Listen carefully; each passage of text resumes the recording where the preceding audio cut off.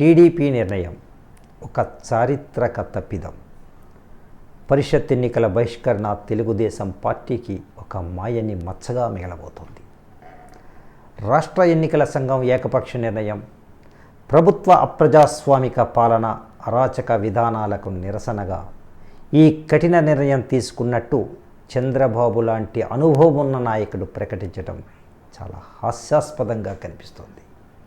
ఎందుకంటే ఎన్నో ఆటుపోట్లు భరించి పార్టీని 40 ఏళ్ళు పూర్తి చేయించగల నాయకుడు, అందులో సగం కాలం అంటే 20 ఏళ్ళు అధికారంలో ఉన్న పార్టీ, సుమారు 6 ఏళ్ళు ఎన్టీఆర్ ఉంటే ఆ తరువాత సుమారు 9 సంవత్సరాలు ఉమ్మడి ఆంధ్రప్రదేశ్ రాష్ట్రానికి, తరువాత ఏపీకి 5 ఏళ్ళు ముఖ్యమంత్రిగా పనిచేసిన వ్యక్తి ఇలా మాట్లాడి ఉండకూడదు.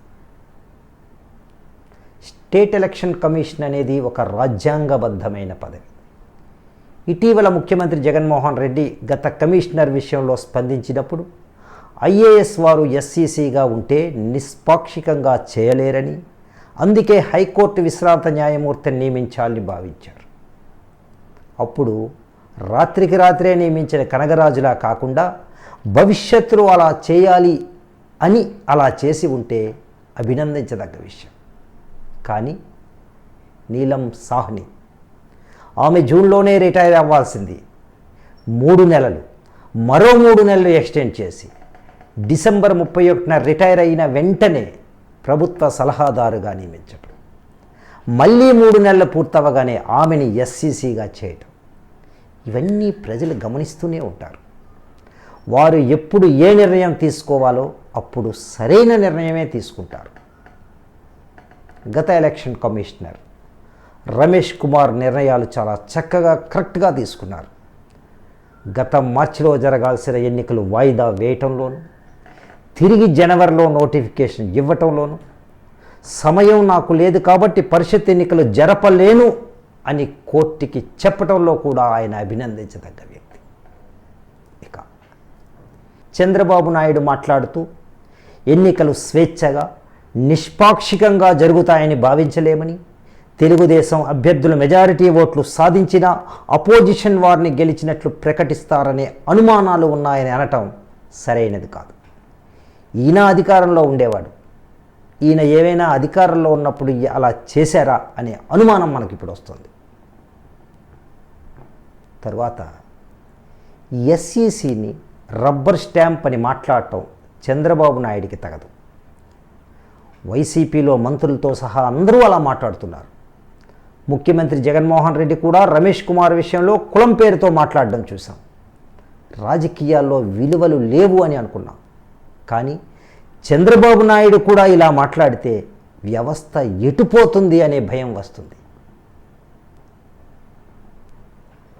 ఇదిలా ఉంటే ఒకసారి 2014, 2019 ఇప్పుడు మున్సిపల్ ఎన్నికల ఫలితాలను మనం ఒక్కసారి విశ్లేషించుకుంటే 2014లో టీడీపీ బీజేపీ కలిసి పోటీ చేసినప్పుడు టీడీపీకి 44.9% ఓట్లతో 102 సీట్లు గెలిస్తే బీజేపీ 2.2% ఓట్లతో 4 సీట్లు, అంటే మొత్తం 47.1% ఓట్లతో 106 సీట్లు గెలిచి అధికారంలోకి వచ్చింది. వైఎస్ఆర్సీపీ ఒంటరిగానే పోటీ చేసి 44.6% ఓట్లతో 67 సీట్లకే పరిమితమైంది. అంటే ఇక్కడ మనం ఒక్కసారి గమనించండి, తెలుగుదేశం పార్టీకి 44.9% ఓట్లతో 102 సీట్లు వస్తే వైసీపీకి 44.6%తో 67 సీట్లు. అంటే తెలుగుదేశం వైసీపీల మధ్య కేవలం 0.3% ఓట్లు తేడాతో 35 సీట్లు ఆధిక్యతతో టీడీపీ అధికారంలోకి వచ్చింది. అలాగే 2019 ఎన్నికల్ని ఒక్కసారి గమనిస్తే 49.95%, అంటే సుమారు 50%, ఓకే, 49.9% ఓట్లతో వైసీపీ 151 సీట్లతో విజయభేరి మోగిస్తే టీడీపీ 39.18% ఓట్లతో కేవలం 23 సీట్లతో సరిపెట్టుకోవాల్సి వచ్చింది. అంటే రెండు పార్టీల మధ్య ఓట్ల శాతం 10.77%, సీట్లు 128 తేడా వచ్చాయి. ఒక్కసారి మొన్న జరిగిన మున్సిపల్ ఎన్నికల ఫలితాలను మరొక్కసారి పరిశీలిస్తే వైసీపీకి 52.63% ఓట్లు రాగా టీడీపీకి 30.73% ఓట్లకే పరిమితమైంది. అంటే ఇరు పార్టీల మధ్య ఓట్ల శాతం 21.9%. ఇది తెలుగుదేశం పార్టీకి చాలా పెద్ద షాక్. జనసేన కూడా 6.8% నుంచి 4.67% తగ్గింది. మరి బీజేపీని ఒకసారి గమనించండి, క్లియర్గా ఒక్కసారి వినండి. బీజేపీ 2014లో టీడీపీతో కలిసి పోటీ చేసి 2.2% ఓట్లు సంపాదించిన బీజేపీ 2019లో కేవలం 0.84% మాత్రమే ఎందుకు వచ్చింది ఓట్లు. తిరిగి మున్సిపల్ ఎలక్షన్స్లో 2.4%కి ఓటింగ్ శాతం ఎందుకు పెరిగింది బీజేపీకి? జనరల్గా మనం అనుకుంటుంటాం బీజేపీకి 2% ఓట్స్ అనేవి చాలా కాంక్రీట్గా ఉన్నాయి ఏపీలో అని. ఉన్నాయి. 2014లో 2.2%, మొన్న కేవలం మున్సిపల్ ఎలక్షన్స్లో 2.41%. అంటే ఆ 2 ఓట్ల శాతం బీజేపీకి ఉంది. బీజేపీ బలం తరిగిపోలేదు, అలా అని పెరగనూ లేదు. తెలుగుదేశం పార్టీ లోపాలను సరిచూసుకోవాల్సిన ఆవశ్యకత ఏర్పడింది. కానీ తెలుగుదేశం పార్టీ అది చూసుకోవట్లేదు. ఒకసారి మనం ఆలోచించండి. కాంగ్రెస్ వ్యతిరేక భావాలతో ఆవిర్భవించిన తెలుగుదేశం పార్టీ రాహుల్ గాంధీ ఇంటికెళ్ళి కాంగ్రెస్తో పొత్తు పెట్టుకుని చేతులెత్తి ఫోజులు ఇవ్వటాన్ని తెలుగు ప్రజలు ఆనాడు భరించలేకపోయారు. ఆనాడు కేఈ కృష్ణమూర్తి, అయ్యన్న పాత్రుడు లాంటి సీనియర్లు చెబుతున్నా వినకపోవటం. సరే, స్పెషల్ స్టేటస్కి బదులు స్పెషల్ ప్యాకేజ్ ఇస్తామంటే అంగీకరించి స్పెషల్ స్టేటస్ ఏమైనా సంజీవనా అని ప్రతిపక్షంపై విరుచుకుపడిన చంద్రబాబు 2019 ఎన్నికల ముందు బీజేపీకి దూరమై 2019 ఎన్నికల నాటికి దేశంలో విపరీతమైన ప్రజాకర్షణతో వెలిగిపోతున్న మోడీని ఓడిస్తానని సైద్ధాంతికంగా కాకుండా వ్యక్తిగతంగా మోడీని విమర్శించటం, డిఎంకే స్టాలిన్ని, మమతా బెనర్జీని తెచ్చి ప్రచారం చేయించుకోవటం, అవసరం లేకపోయినా 23 మంది ఎమ్మెల్యేలని పార్టీలోనికి తీసుకోవటం, వారిలో 4గురికి మంత్రి పదవులు కట్టపెట్టడం, అసెంబ్లీలో ప్రతిపక్ష నాయకుడు జగన్ మాట్లాడడానికి లేస్తే వెంటనే నువ్వు దొంగ, నువ్వు దొంగ, నువ్వు ఏవన్, నువ్వు ఏవన్ అంటూ అచ్చెన్నాయుడు, బోండా ఉమార్ రెచ్చిపోవటం. అసెంబ్లీ లైవ్ ప్రజలంతా చూస్తుంటారుగా, అందరికీ తెలుసుగా. ఏదో ఓసారి 4 సార్లు అన్నారంటే ఓకే, కానీ అతను మాట్లాడడానికి లేచిన ప్రతిసారి అదే వరుస. అందరికీ తెలుసు అతను ముద్దాయని, 540 రోజులు జైల్లో ఉన్నాడని. కోర్టు తీర్పు వచ్చాక ఏమవుతుందో చూద్దాం. దానికోసం అసెంబ్లీ ఎందుకు? నిమిషానికి ఎన్ని లక్షలు ఖర్చు అవుతుంది అసెంబ్లీ సమావేశాలు లైవ్ చేయడానికి? ఎంత దుర్వినియోగమైంది. అంతా ప్రజలు గమనిస్తూనే ఉంటారుగా. దీనితో అసెంబ్లీకి రావటానికే ఆయన బెదిరిపోయాడు. డైరెక్ట్గా ప్రజల వద్దకు పోయాడు. ఒక్క అవకాశం ఇవ్వండి అన్నాడు. ప్రజలు అవకాశం ఇచ్చారు.